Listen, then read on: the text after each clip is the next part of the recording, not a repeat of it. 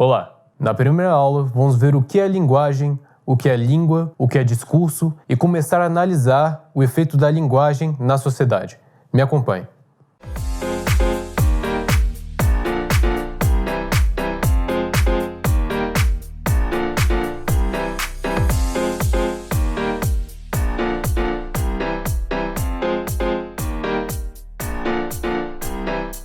Vamos começar com a relação entre a linguagem e a sociedade. O que a linguagem tem tanto a ver com o meio social e como uma coisa depende e se relaciona com a outra. Olhando aqui nas perguntas que coloquei no quadro com essa letra maravilhosa que eu tenho, a primeira que precisamos perguntar para isso é o que é a linguagem? Primeiro de tudo, precisamos entender que a linguagem é uma forma de comunicação. Uma forma de comunicação cujo ponto é entregar uma mensagem emitida até um receptor. Ela envolve muitos signos diferentes que podem se juntar para formar uma variação de mensagens que são colocadas para as pessoas. A linguagem é muito ligada à sociedade, de forma que ela é utilizada para que a sociedade continue avançando e se desenvolvendo, porque assim as pessoas podem se comunicar.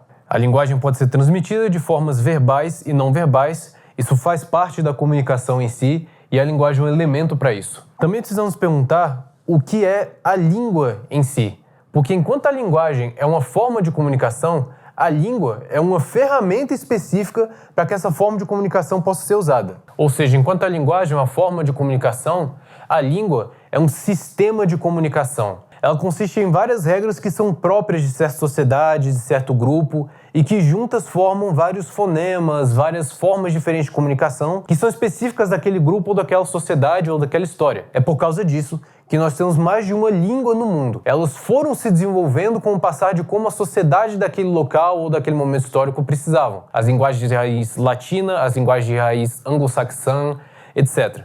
Então a linguagem é utilizada para transmitir mensagem de uma forma mais específica. Além disso, nós temos o discurso. O discurso é uma realização um pouco mais concreta da língua.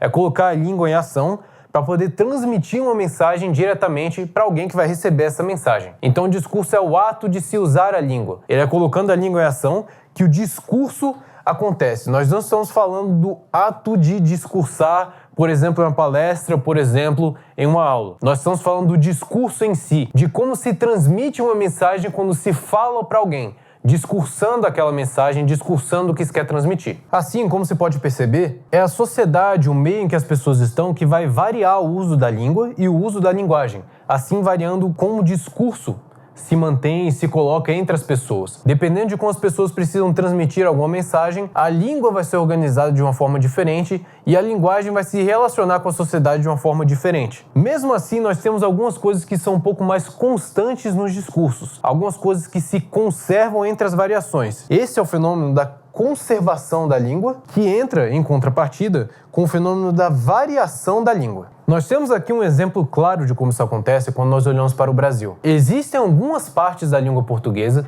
que serão constantes entre todas as pessoas do Brasil. Essa parte da conservação da linguagem é a parte que é necessária para que as pessoas possam se entender no português falado no país, no português falado nessa sociedade. A mesma coisa acontece em outras línguas. Alguns fenômenos são conservados, algumas partes básicas são conservadas para que as pessoas possam se entender. Mas, em contrapartida, algumas partes também variam. O fenômeno da variação linguística consiste nas partes que se variam das partes básicas, que são constantes, para que se adequem melhor a certo grupo, a certo meio social, a certa faixa etária, a certa região. A variação linguística existe porque a língua é fluida, contínua e está sempre em desenvolvimento e sempre se adequando ao que as pessoas precisam transmitir. Existem tipos diferentes de variação linguística. Um bom exemplo disso é a chamada variação diatópica.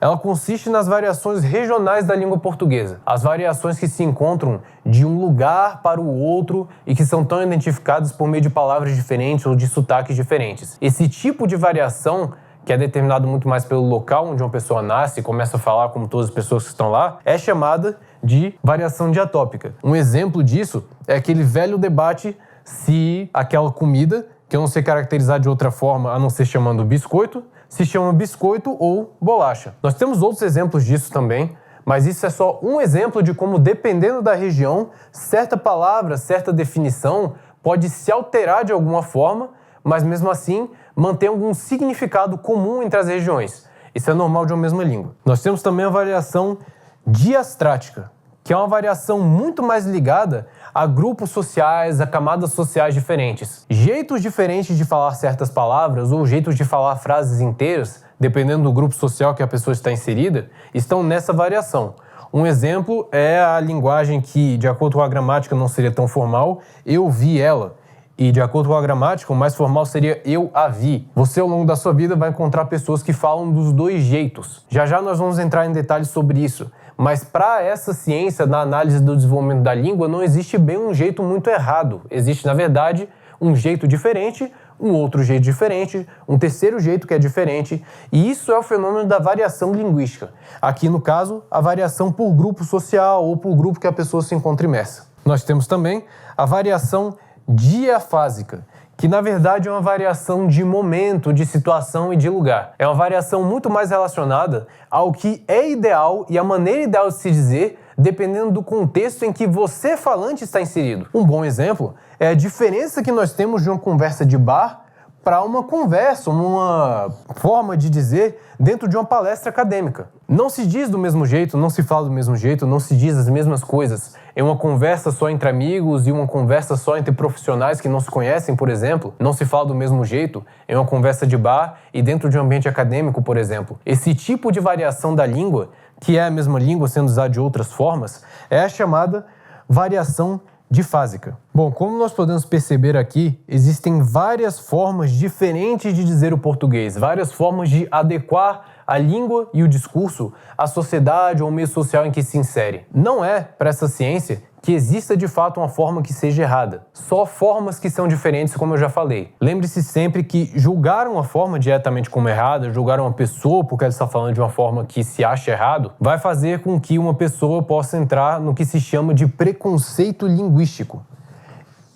Preconceito aqui é uma palavra-chave, porque indica que nós não podemos ter esses julgamentos prévios de uma pessoa que fale diferente. Por exemplo, o livro Preconceito Linguístico, que é Como se Faz, de Marcos Bagno, vai indicar exatamente isso, que nós tendemos a colocar alguns estigmas no que se parece soar errado, e isso, na verdade, é um juízo de valor que não devia ser feito. Nós vamos falar mais sobre isso na próxima aula.